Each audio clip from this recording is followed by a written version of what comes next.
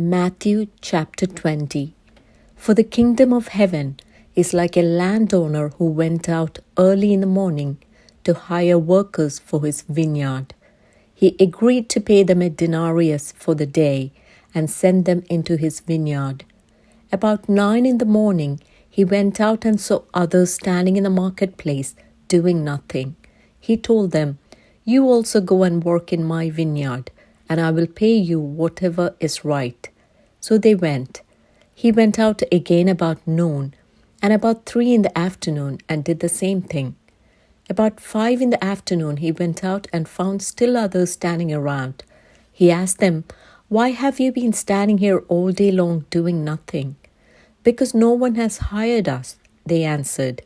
He said to them, "You also go and work in my vineyard." When evening came, the owner of the vineyard said to his foreman, "Call the workers and pay them their wages, beginning with the last ones hired and going on to the first." The workers who were hired about 5 in the afternoon came, and each received a denarius. So when those came who were hired first, they expected to receive more. But each one of them also received a denarius. When they received it, they began to grumble against the landowner. "These who were hired last worked only 1 hour," they said, "and you have made them equal to us who have borne the burden of the work and the heat of the day." But he answered one of them, "I'm not being unfair to you, friend. Didn't you agree to work for a denarius? Take your pay and go. I want to give the one who was hired last the same as I gave you. Don't I have the right to do what I want with my own money? Or are you envious because I'm generous? So the last will be first, and the first will be last." Now Jesus was going up to Jerusalem. On the way, he took the 12 aside and said to them, "We are going up to Jerusalem, and the Son of Man will be delivered over to the chief priests and the teachers of the law. They will condemn him to death, and will hand him over to the Gentiles to be mocked and flogged and crucified.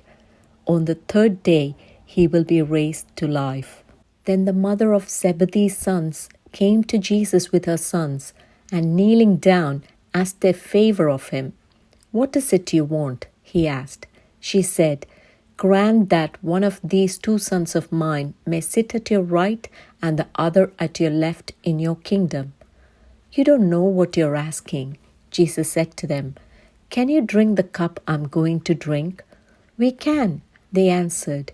Jesus said to them, "You will indeed drink from my cup, but to sit at my right or left is not for me to grant. These places belong to those for whom they have been prepared by my Father." When the 10 heard about this, they were indignant with the 2 brothers.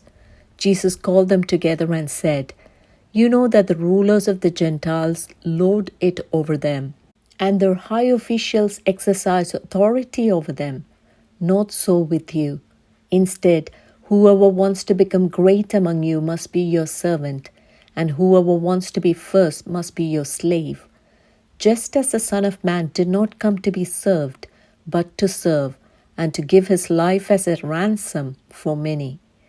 As Jesus and his disciples were leaving Jericho, a large crowd followed him. 2 blind men were sitting by the roadside, and when they heard that Jesus was going by, they shouted, "Lord, Son of David, have mercy on us." The crowd rebuked them and told them to be quiet, but they shouted all the louder, "Lord, Son of David, have mercy on us." Jesus stopped and called them.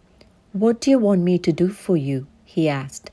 "Lord," they answered, "we want our sight." Jesus had compassion on them and touched their eyes. Immediately they received their sight and followed him.